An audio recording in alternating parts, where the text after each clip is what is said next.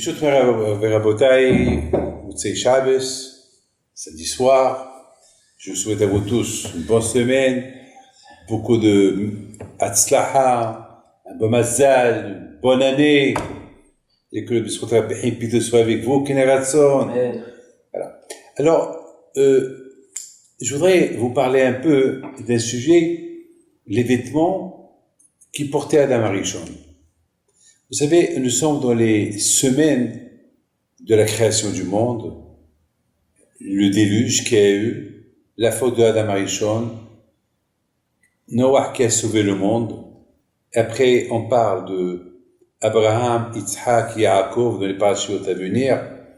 Mais ce soir, je voulais parler un peu avec, je voudrais commencer par la faute de Adam Arishon. Alors, c'était quoi la faute de Adam? Parce que c'est un sujet que personne n'a pas parlé beaucoup de ça. On parle beaucoup d'Abraham, Isaac, Yaakov, Moshe, Aaron, la société d'Égypte. Mais on ne parle pas de la faute qu'il a fait Adam Arishon une fois qu'il a mangé de l'arbre qu'il fallait pas manger. C'est quoi les conséquences de ça et comment il a réparé cela? Alors, écoutez très bien. C'est écrit dans la Torah que Adam et Hava, ils étaient nus, ils n'avaient pas honte. Alors, vous savez c'est quoi? Vous savez que la honte, elle existe aujourd'hui. Mais à l'époque, il n'y avait pas la honte de une personne qui est nue aujourd'hui, qui sort dehors, il a honte et les gens le regardent, et surtout à l'époque, mais à l'époque d'Adam Arishon, il n'y avait pas encore le sens de la faute. Donc, il n'y avait pas de Yetzara, il n'y avait pas, la honte, c'est une dégradation. Mais il n'y avait pas honte. Et vous imaginez qu'Adam Arishon, lui et sa femme, ils étaient nus, et ils n'avaient pas honte l'un de l'autre, parce qu'il n'y avait pas le Yetzara, il n'y avait pas l'esprit mauvais. Et même Akadosh Baruch Hu, il parlait avec eux. Et ils vont regarder Akadosh Baruch Hu face à face. Et d'ailleurs, d'après nos sages, les malachim, c'est eux qui s'occupaient de Adam et Hava. Les anges, c'est eux qui les servaient.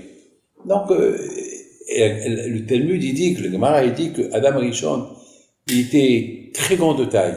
Il pouvait même, on pouvait pas imaginer, il y avait une lumière qui sortait de lui à tel point que Haram me disent que lorsque il y avait un Rav Bana'a, il voulait rentrer dans la grotte de Ma'at HaMarpela pour voir où il est enterré Adam Arishon.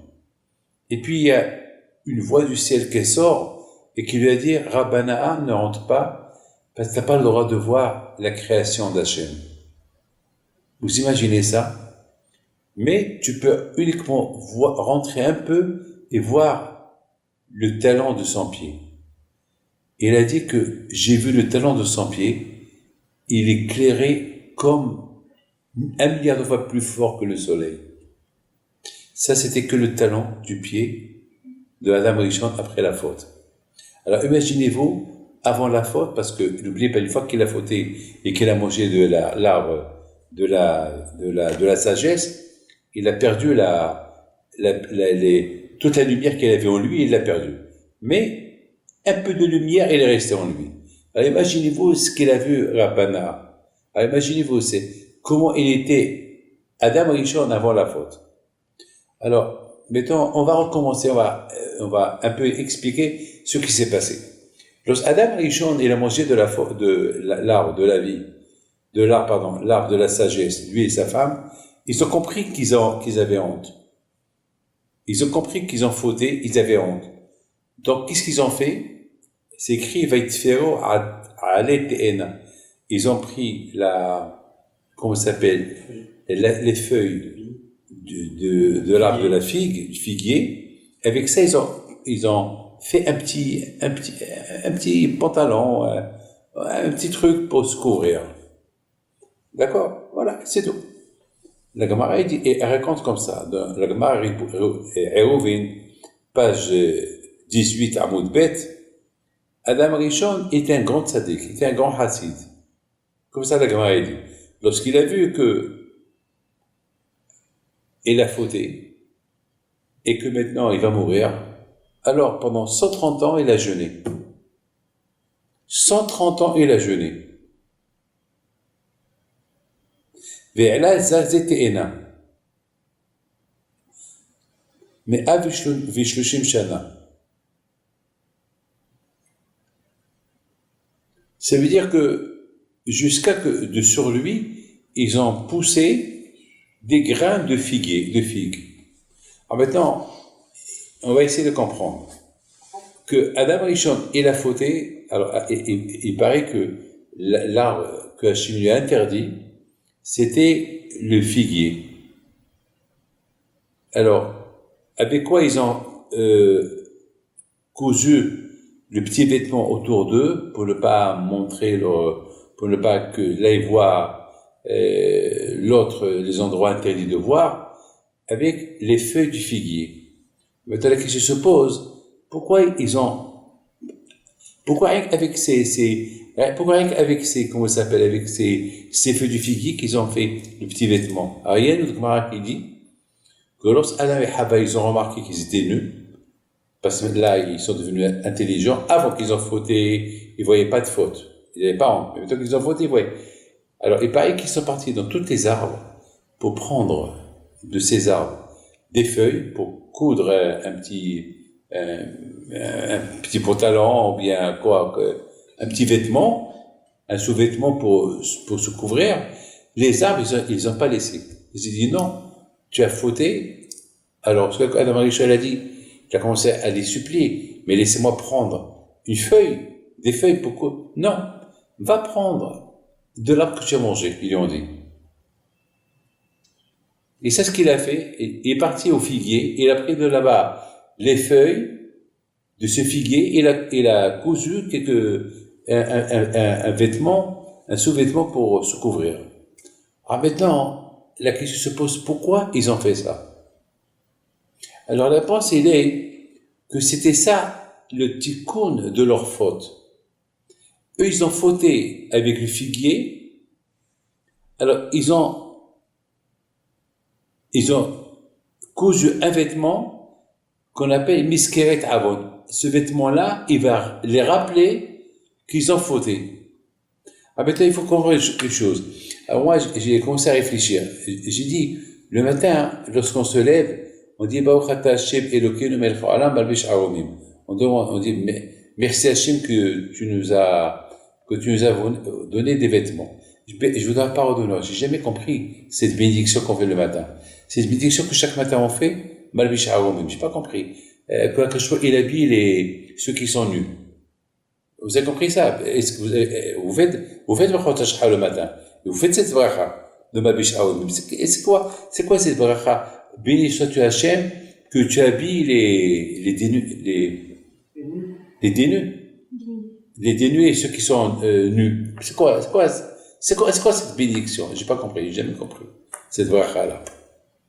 Alors, jusqu'à que j'ai vu cette Gemara-là, que Helek ma tchouva, une partie de la tchouva de Adam Rishon, c'était les vêtements.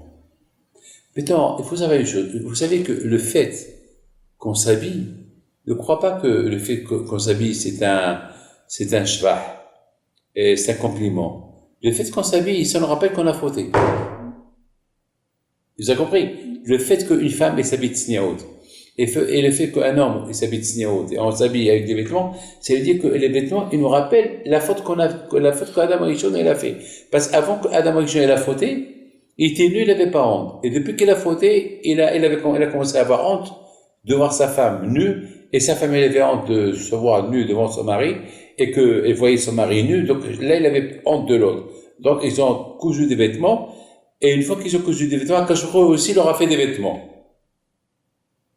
Alors, c'est ça. Ça veut dire qu'Akash Baruch Hu, il leur a cousu des vêtements, pour qu'ils se rappellent tout le temps la faute qu'ils ont fait. Ça, donc finalement, aujourd'hui, lorsqu'on s'habille, on croit on cherche une marque, Boss, Chanel, on cherche mais il faut savoir que déjà le fait qu'on s'habille, ça nous rappelle la faute qu'on a fait. C'est ce qu'on appelle Miskeret avon, c'est comme par exemple, lorsqu'on se marie, on casse un verre. Pourquoi on casse un verre? Pour se rappeler de la destruction de Beth Amikdash. Hoba Beth Amikdash. Donc, quelque part, dans la joie du couple, on se rappelle que, même qu'on est heureux et content, notre joie, elle n'est pas complète parce que le Beth Amikdash, il n'est pas construit. Donc, même lorsqu'on s'habille avec des beaux vêtements, on se rappelle que, le Tzara, il est encore là. Donc, les vêtements, ça me rappelle uniquement, comment ça s'appelle, la faute qu'Adam Rishon a fait, donc, ça s'appelle Miskeret Avon. Mais ce qui est incroyable, et, écoutez bien ça, la première mitzvah qu'Hachem a donnée, c'est quoi? C'est quoi une mitzvah? Une mitzvah, c'est la Torah, oui ou pas? C'est quoi une mitzvah? Une mitzvah, c'est la Torah, oui ou pas? Donc, Akadosh Baruch Hu, il a donné une mitzvah à Adam Rishon. Quelle mitzvah il lui a donné? Il lui a dit, ne mange pas les figues. Ne mange pas les figues. Qu'est-ce qu'il a fait Adam Rishon? Il a mangé la figue. Il a transgressé la parole d'Hachem, il a mangé la figue. Donc maintenant, lorsqu'il s'est vu qu'il est nu, maintenant une fois qu'il a mangé la figue, il a senti que maintenant, il a mélangé le bon et le mal. Parce que Akadosh Baruch Hu lui a dit, si tu manges de ce figuier-là, tu vas savoir c'est quoi le bon, c'est quoi le mal. C'est mieux maintenant. Tu es 100% pur. Tu connais que le bon. Reste dans le bon. C'est pas la peine de savoir c'est quoi le mal. Mais Adam Rishon, il voulait savoir c'est quoi le mal. Parce que vous savez qu'est-ce que le Nahash, il lui a dit? Le Nahash, le serpent, il a dit à Hava, il a dit, tu sais pourquoi Hachem ne veut pas que tu manges ce figuier-là?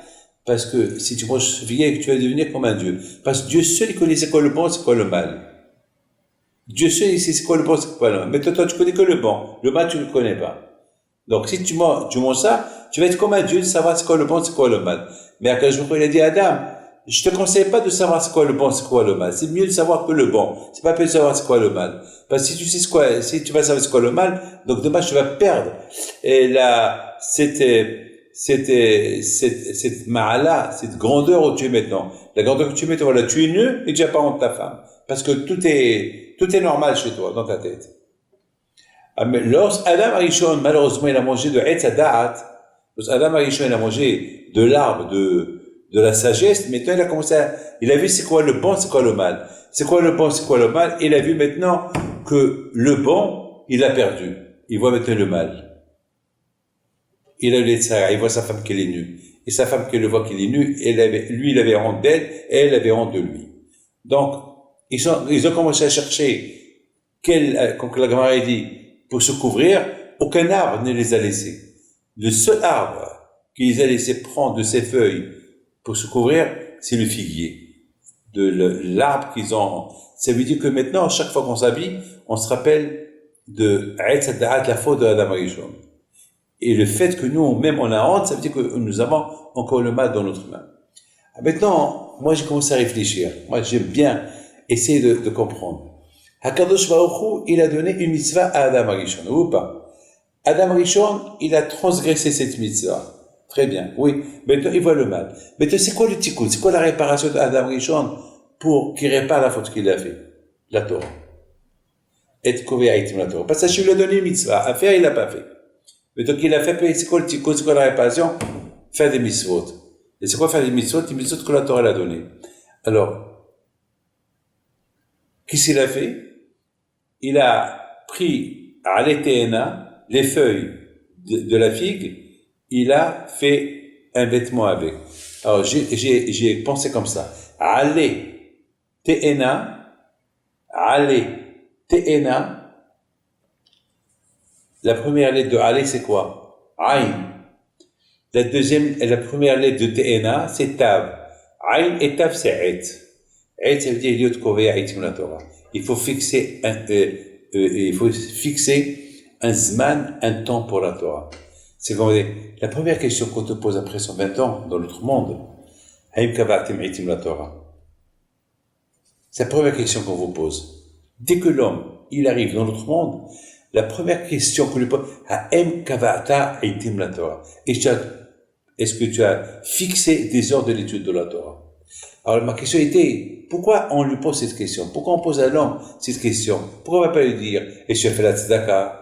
Est-ce que tu as médité tefillin? Pourquoi la première question qu'on lui pose, est-ce que tu as étudié la Torah? La réponse, elle est pas, s'il a étudié la Torah, il a répondu à tout. Parce que quelqu'un qui étudie la Torah, automatiquement, il va faire toutes les mitzvot.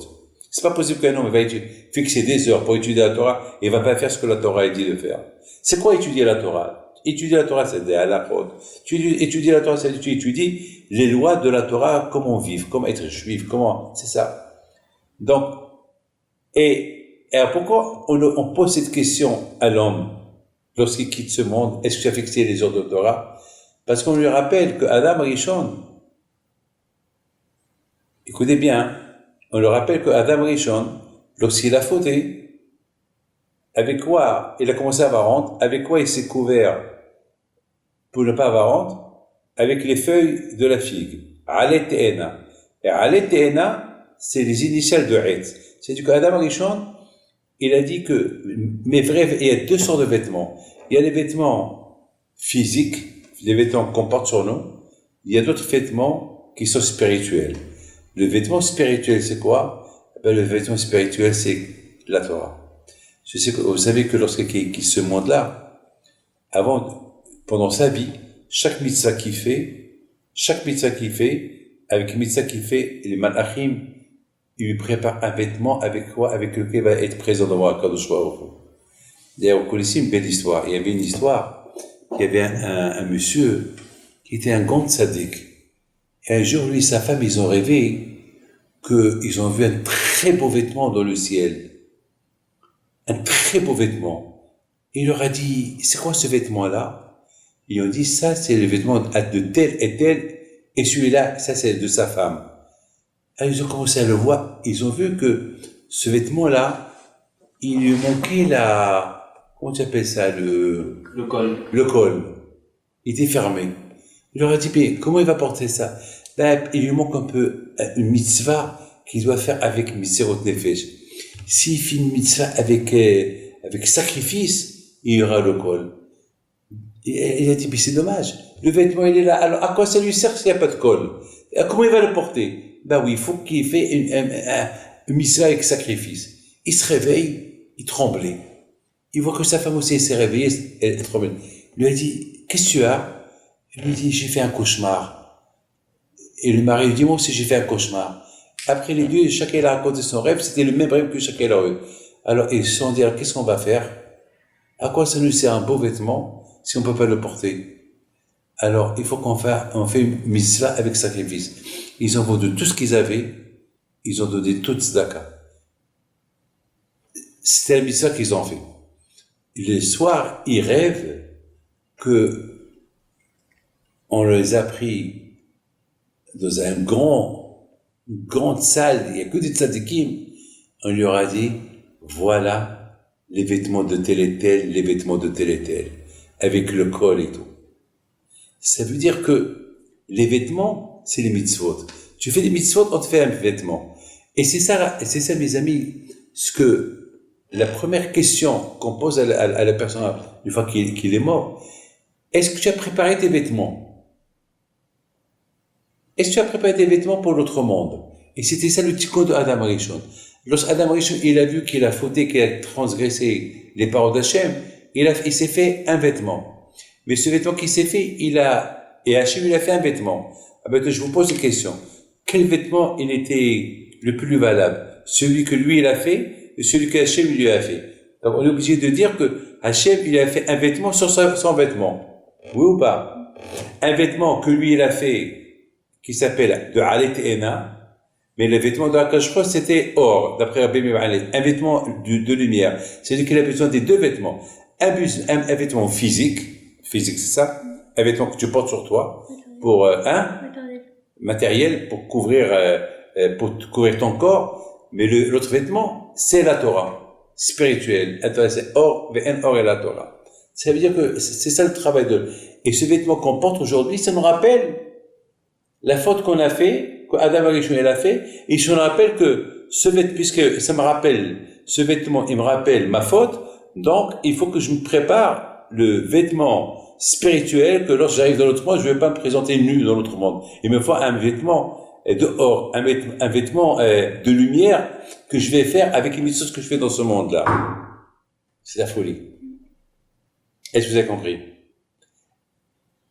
Ça veut dire que finalement, le vêtement qu'on porte, il nous rappelle qu'on doit se préparer pour le vêtement qu'on a besoin pour l'autre monde. Parce que ce vêtement-là qu'on porte, on va le laisser ici. D'ailleurs, même être enterré avec, on ne va pas être enterré avec. On va être enterré avec un seul blanc. Alors, avec quoi on va être présent dans la Kadosh Baruch Hu? Avec les médecins, ce qu'on appelle Halouka de Rabbanan. Avec les vêtements spirituels des médecins qu'on a fait dans ce monde-là. C'est ça le tikkun de Adam Rishon. Donc, finalement, c'est pour ça, Adam Rishon, il a compris que puisqu'il a transgressé la mitzvah d'Hachem, son tikkun, sa réparation maintenant, c'est de faire être kobe aitim la Torah. Alete ena rachetez votre et liot kobe aitim la Torah. Il faut maintenant, c'est ça ma réparation. J'ai transgressé une mitzvah, maintenant je vais recevoir beaucoup de mitzvot, je vais les faire. Et grâce à ça, je vais me préparer pour le vrai vêtement que je vais porter devant Akadosh Baruch Hu. Pas celui d'aujourd'hui qui s'appelle Alet Ena, le vêtement d'aujourd'hui que je porte, c'est avec un vêtement matériel, celui-là, il me rappelle la faute que j'ai faite. Ce qui est impressionnant, c'est Alet Ena, si on prend les dernières deux lettres de Alet Ena, c'est quoi? Ale, il y a un Yud, et Te'ena, il y a un He. Yud, He. Yud, He, c'est Gematria Gahava. C'est quoi Gahava? L'orgueil. Ou bien le nom d'Hachem. Yud-Ke, c'est le nom d'Hachem. Ou Gahava, Gematria Gahava, qui signifie quoi? Quelqu'un qui transgresse la parole d'Hachem, il se n'a pas al Gahava. Il se croit plus fort que... C'est la Gahava. Comment? Qui es-tu là d'aller contre la volonté de Akadosh Baruch Hu? Mais qui es-tu toi? Donc c'est la Gahava. Rappelle-toi qu'il y a Yud-Ke, rappelle-toi qu'il y a Hachem. Ah, maintenant écoutez bien. Dans la femme, il y a un He, Isha. Et dans l'homme, il y a Ish, il y a le Yud. Enlève le Yud de l'homme, et enlève le He de la femme, il reste Esh, le feu. Mais laisse le Yud et laisse le He, il y a Yud-Ke. C'est-à-dire qu'il y a le nom d'Hachem entre l'homme et la femme. Ça veut dire, l'homme et la femme, une fois qu'ils se marient, ils ne doivent pas oublier que leur faute à eux, parce qu'ils ont mangé Alet-Ena. Parce que dans Alet-Ena, il y a le Yud-Ke. Il y a le nom Yud dans Ale et He dans Te'ena. Rappelez-vous, vous voulez faire plaisir à Hachem, vous voulez réparer la faute que vous avez faite en mangeant le figuier, les fruits du figuier, il faut étudier la Torah. Il faut respecter Nida. Il faut respecter les mitzvot. Il ne faut pas être derrière le Eshata Ava. L'envie qu'il est du feu. Parce que lorsqu'il a des envies, c'est comme le feu. Il faut écarter ça. Donc finalement, mes amis, il ne faut jamais oublier une chose. Adonai Malach Geot Havesh. La Gava, elle appartient à Kadosh Baruch Hu. Lorsqu'un homme, il dit le Admor Alexander, de plus que l'homme, il voit la grandeur de Dieu, il se voit petit. Mais lorsque l'homme, il se voit grand, il voit Hachem petit. Si tu veux voir Hachem grand, non, il faut te voir petit. Et pour te voir petit, eh ben, c'est un travail que tu dois faire pour te voir petit. La Torah, lorsque tu étudies la Torah, tu fais mitzvot, ça veut dire, lorsque tu fais, c'est quoi le but de la mitzvah? Le but de la mitzvah, c'est de t'apprendre qu'il y a un au-delà de toi. Il y a un qui te surveille. Il y a un tu exécutes ses ordres. C'est ça la mitzvah. Vous savez que, ma mère, il dit, tu vas apprendre à servir à Kadosh Baruch Hu, apprendre de la famille. La famille, elle, son repas de toute sa vie, un grain. Un grain. Un grain, il suffit pour 6 mois de sa vie. Elle vit que 6 mois. Mais beaucoup de fois, on voit que les fourmis, du matin au soir, ils récoltent, ils apportent du manger. Ils ne s'arrêtent pas. Pourquoi ils ne s'arrêtent pas? Ils ramassent du manger, on dirait qu'ils vont vivre 1 milliard d'années. alors que eux, ils ont besoin d'un grain. Et Haramim donne réponse, ils disent que la fourmi dit, c'est vrai, je vais vivre que 6 mois, mais peut-être le bon Dieu, il va m'oublier. Il va me donner, il va avoir pitié de moi, il va me donner une longue vie. Alors si la fourmi, elle travaille toute sa vie, même qu'elle sait qu'un grain, elle dort pas les 6 mois. Elle ne s'arrête pas. Elle récolte, parce que elle va en profiter de la vie. Et dit, il se peut que je vais vivre longtemps. Toi, nous, est-ce qu'on sait qu'on va vivre longtemps? On ne sait pas. On sait bien qu'on va vivre. Il faut en profiter. Il faut ramasser des mitzvot. Aletena, ça veut dire que les vêtements qu'on porte, il faut que ces vêtements qu'on porte, ils nous mettent dans une situation d'homme. Si Adam n'aurait pas fauté, on n'aurait pas porté des vêtements. Et si on n'aurait pas porté des vêtements, on serait nus, on n'aurait pas eu honte. Ça veut dire qu'il n'y aurait pas eu de Sahara. Maintenant, malheureusement, que le Sahara, il est là. Alors, le seul moyen pour maîtriser le Sahara, il faut faire quoi? Étudier la Torah.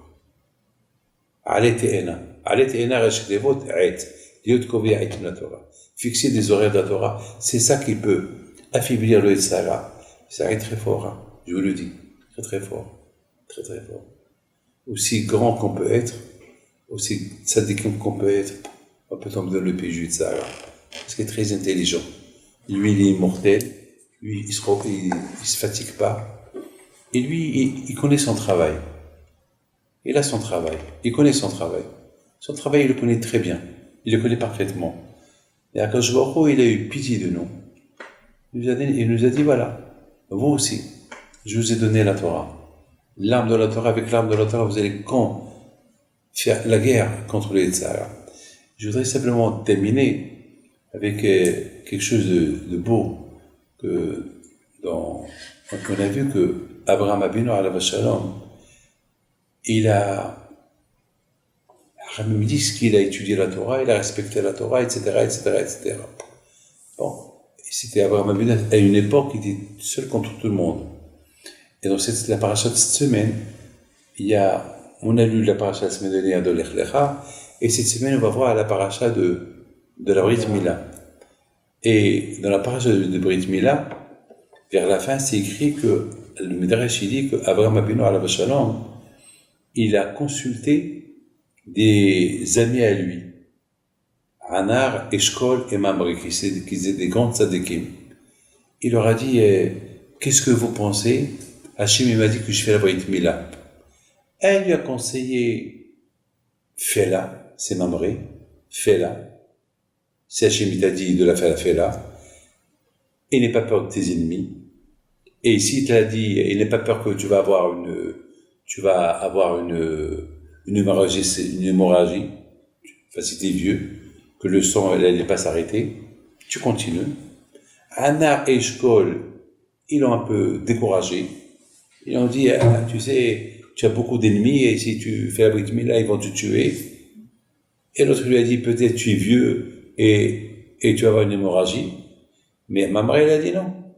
Si tu as confiance en Hachem, il faut aller jusqu'au bout. Il faut aller jusqu'au bout, il ne faut pas... Hachem, ça veut dire que si Mamre, écoutez bien, si Mamre, il a donné ce conseil à Abraham, écoutez bien, c'est que Mamre lui-même était un tzaddik. Parce qu'il ne pouvait pas donner un mauvais conseil à Abraham. En plus, c'était les meilleurs amis d'Abraham. Maintenant, moi j'ai une question. Comment est-ce possible? Abraham, il avait 3 copains. Anna, Eshkol et Mamre. Anna et Eshkol, ils l'ont découragé.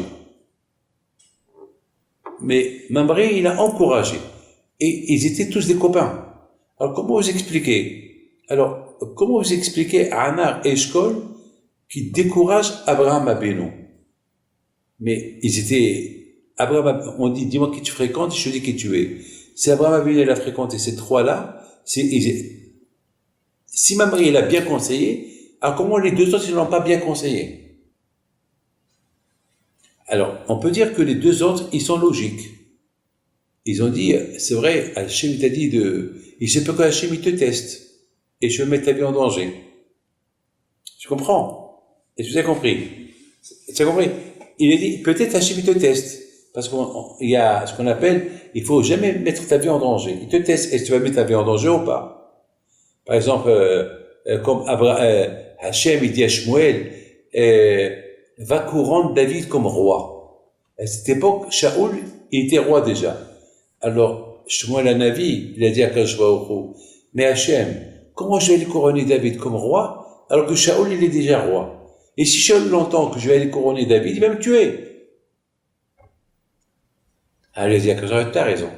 Alors, fais semblant, Zama, que tu vas uniquement pour faire un sacrifice à Bethléem, et en cachette, tu le couronnes. Vous voyez, alors, tu comprends? Ça veut dire que, beaucoup des fois, Akadosh Baruch Hu, il peut tester la personne comme ça. Donc, Anna et Shaoul, Anna et Eshkol, c'est Tzadikim. Abraham il leur a dit, qu'est-ce que vous pensez? Il dit, peut-être Hachem, il te teste. Mais vraiment, Hachem, il veut pas que tu fasses la Brit Mila. Mamré, il dit à Abraham, non. Si Hachem, il t'a dit de faire la Brit Mila, tu l'as fait. C'est pas un test. Parce qu'on fait pas un test comme ça à quelqu'un. Là, c'est une mitzvah qui te dit. Là, il t'a donné une mitzvah. En plus, Hachem, il t'a dit que celui qui fait pas la Brit Mila, il est condamné à mort. Qu'arrête. Maintenant, ma question, elle est, pourquoi Abraham Abunel a demandé conseil à Anna Eshkol et Mamré? Pourquoi depuis quand Abraham, il va consulter des amis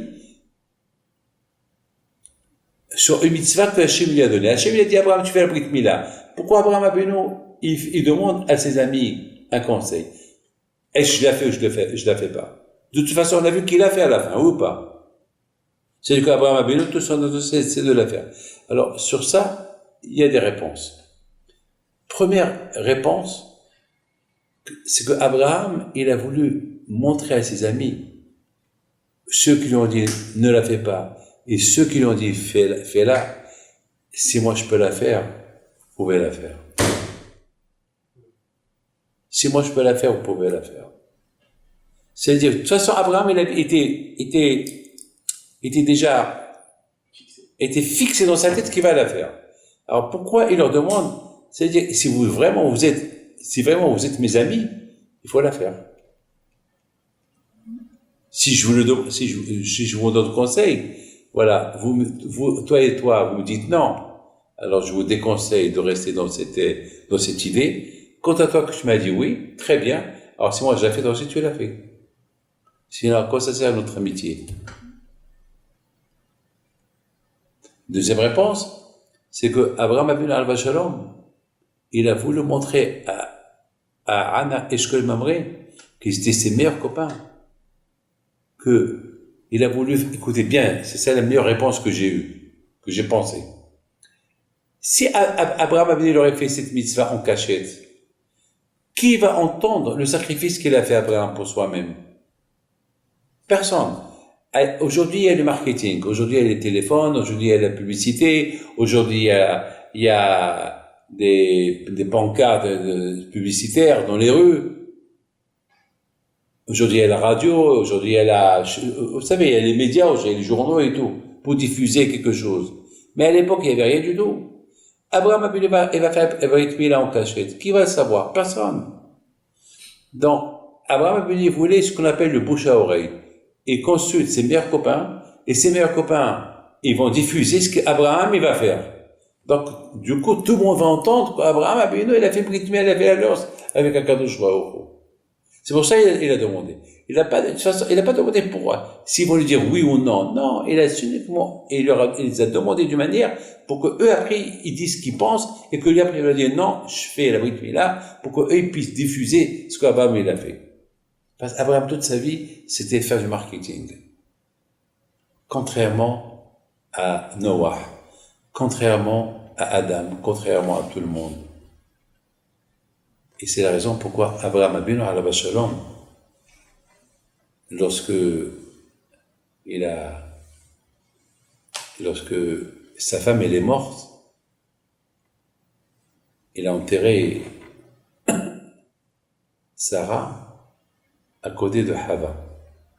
Et lorsque la Gemara dit que lorsque le corps de Sarah il est rentré dans la grotte, Hava elle avait honte. Elle avait beaucoup honte. Il dit, comment cette tzadékette va être enterrée à côté de moi, moi qui ai apporté la mort au monde. Et Sarah et Abraham, ils l'ont consolé. C'est pour que Sarah, ils sont enterrés à côté de Hava, parce que Hava, c'est une tzadékette. Pour qu'Abraham, Yitzhak, Yaakov, ils sont enterrés à côté de Adam, c'est que Adam était tzaddik. D'ailleurs, c'est Hachem qui a enterré Adam, tu peux le savoir ou pas? C'est Hachem qui a enterré Adam et Hava, lui-même, pour ne pas que les gens le rendent à Avodah Zara, idolâtrie passée. La première personne qui a été créée, donc ils vont le rendre à Avodah Zara. Donc Akash, il les a enterrés, et sans que personne ne sache où ils sont enterrés. Et c'était qui? Adam et Hava, c'était les premières personnes qui nous ont donné la notion des vêtements. Que le vêtement nous rappelle la faute qu'on a fait. Mais, pour que notre faute qu'on a fait, que chacun, alors c'est pas des vêtements, c'est le rappel, si il ne respecte pas Torah et Mitzvot, il va être nu devant Akadosh Baruch. Et c'est ça la plus grosse honte. La plus grosse honte, c'est d'arriver nu devant Hachem, devant tout le monde, là-haut. Donc Adam Rishon, il va te voir, tu vas dire à Adam Rishon, ben c'est à cause de toi que je suis nu. Adam Rishon, il dit non, moi j'ai fait Teshuvah, et j'ai fait Alet et Ena. J'ai fait des vêtements pour me rappeler de la faute que j'ai fait.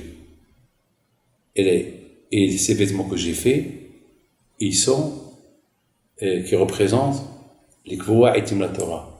Réparer la faute que j'ai fait, la faute que chacun y fait, c'est uniquement à travers la Torah. Et lorsqu'on répare les fautes qu'on a fait à travers la Torah, après 120 ans, on arrive là-haut, on a déjà préparé notre vêtement ici. Et ce qui est extraordinaire, c'est lorsque Yaakov il est rentré chez Yitzhak Avinu pour recevoir la bracha, c'est écrit dans la Torah, Vayarach et Riach Begadav. Il a senti, écoutez bien, je termine, il a senti les vêtements qu'il portait. Et la Gemara dit, Atike Begadav et la Bogdav. N'appelle pas les vêtements Begadim, appelle Bogdav. Ça veut dire que il a senti de Yaakov, même les Kshaim qui vont sortir de Yaakov, ils peuvent devenir Bitshuva. Même ces Bogdim, comme Youssef Mishita, comme tous ces Kshaim qui ont été qui étaient des traîtres avec Hachem, lorsqu'ils font Teshuvah, il y a une bonne odeur qui sort d'eux. C'est-à-dire que finalement, les bégadim et les vêtements, il faut faire attention, il ne faut pas qu'on s'habille avec des vêtements. Il faut que ces vêtements qu'on porte, il faut qu'ils nous rappellent la faute qu'on a fait, et à cause de ça, on porte des vêtements. Parce qu'a priori, on n'aurait dû pas porter des vêtements. Ici, on porte des vêtements uniquement par rapport à la faute que Adam Rishon il a fait, et par rapport à la faute que nous aussi, les fautes qu'on a aussi. Alors, on se couvre. Mais le plus important, c'est ne pas penser à qu'est-ce couvrir dans ce monde-là. Pense avec quoi tu vas te couvrir de l'autre monde. De l'autre monde. Les vrais bgadim. Le vêtement les mitzvot que tu fais de ce monde-là, c'est eux qui, les mitzvot, avec ça, tu prépares un vêtement avec lequel tu vas être présent devant Akadosh Baruch Hu. C'est de ça que, c'est à ça, donc il faut s'intéresser. Alors, maintenant vous avez compris, cette mitzvah que Akadosh Baruch Hu, cette première mitzvah que je vais donner, c'est Abraham Avinu, la Brit Mila. Ben, c'est la folie ce que je vais vous dire. Hachem, il a donné à Adam Rishon une mitzvah de ne pas manger l'arbre de figuier. Très bien, d'accord? Mais la mitzvah que Hachem il a donnée à Abraham, c'est la Brit Mila. Ça veut dire couper un morceau de la Brit, faire la circoncision. Il a couvert, et l'autre, Hachem il a dit à Abraham, tu découvres le bébé pour le couper la Brit Mila. Alors, c'est quelque part, il a donné des vêtements parce qu'il était nu, donc il faut le couvrir. Et Abraham, quand je lui a donné une mitzvah de Brit Mila. Et cette mitzvah de Brit Mila, c'est la première mitzvah que je lui a donnée à Abraham Abinu. Et on voit que jusqu'à maintenant, écoutez, jusqu'à maintenant, tout le monde l'a fait avec joie. Même les Chaim, il faut la circoncision avec joie. Même les Juifs qui ne sont pas religieux du tout, lorsqu'ils ont un enfant, il faut la circoncision avec joie. Pourquoi? Parce qu'Abraham Abinu, il l'a fait avec joie. Le fait qu'Abraham Abinu, il a fait cette mitzvah avec joie, cette mitzvah qu'elle a été faite avec joie, elle est restée jusqu'à maintenant qu'on l'a fait avec joie. Et c'est ça, quand Rabbi Shopin, à la Shalom, il dit que la mitzvah, ça c'est votre grand-père qui dit ça. Pourquoi Kadosh Baruch Hu, il a voulu que c'est le père qui fait Brit Mila à son fils? Pourquoi c'est pas le fils qui fait la Brit Mila lui-même lorsqu'il grandit? Ça c'est la question qu'il pose Rabbi Yoshua Pinto. Vous savez qui se répond à Rabbi Yoshua Pinto? Rabbi Yoshua Harif, il dit à Rabbi Yoshua Pinto, c'est parce que cet enfant-là, qui va le protéger jusqu'à qu'il va être grand? Parce que la personne, il est protégé par les mitzvot. Mais cet enfant, jusqu'à qu'il va grandir, c'est vrai, la mitzvah de Brit Mila, c'était mieux que l'enfant, il l'a fait lui-même. Et jusqu'à qu'il va grandir, avec quelle mitzvah il va le protéger? Donc c'est la mitzvah de la Brit Mila. C'est elle qui va le protéger jusqu'à qu'il devient autonome, qu'il va pouvoir se protéger lui-même. Mais pour le moment, c'est que la Brit Mila, c'est elle la couverture. Elle protège. Torah Magina Matsoli. Et le protège jusqu'à qu'il grandit. Une fois qu'il grandit, donc la mitzvot qu'il va faire, il va le protéger jusqu'à plus tard.